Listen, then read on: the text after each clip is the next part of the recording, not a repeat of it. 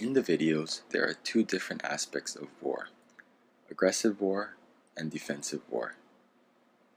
In the first video, you can clearly see that the United States is the aggressor in this battle. When the US arrived at Iwo Jima, they bombed it for 3 days before they conducted their amphibious invasion. At the start of the video, you can see the commanding presence that the US has in the air and water. They had over 500 ships in the water with over 100,000 personnel. The US needed to secure this island because of its proximity to Japan, and this is why the US was so aggressive. On the other hand, Japan took a defensive stance because they had to protect their homeland. The Japanese knew that the US was going to take this aggressive stance, so they built intricate tunnels in their mountains. This allowed them to attack the US in unknown locations. You can see that their strategy was effective. However, the overwhelming force of the US was too much for the Japanese. War is generally portrayed as ruthless. The choices made in war tend to matter a bit more than those made in another environment.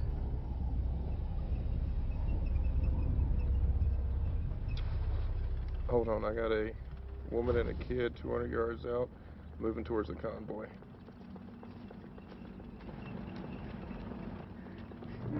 Her arms aren't swinging, she's carrying something.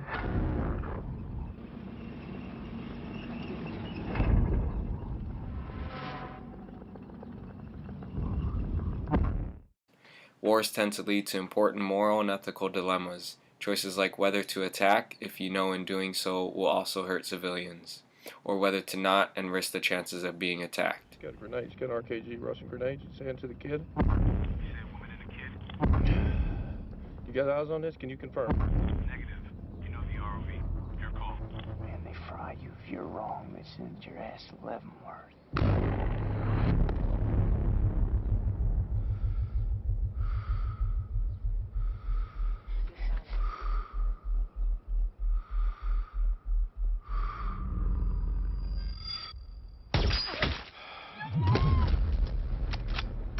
Fuck, that was gnarly.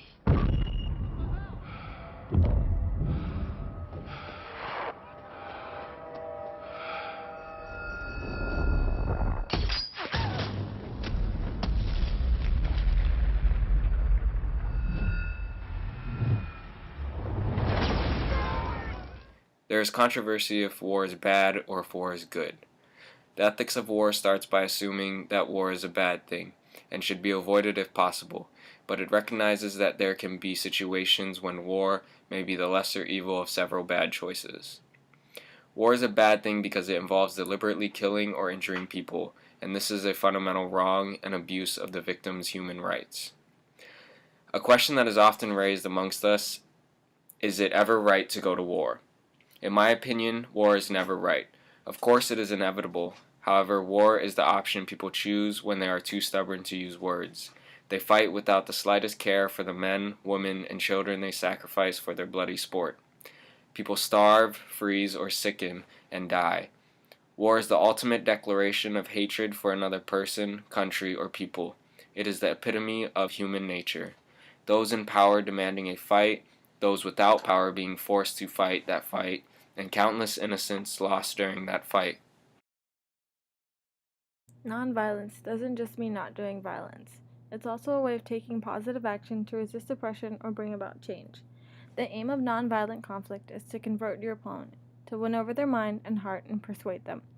An important element is often to make sure that the opponent is given a way of changing their mind.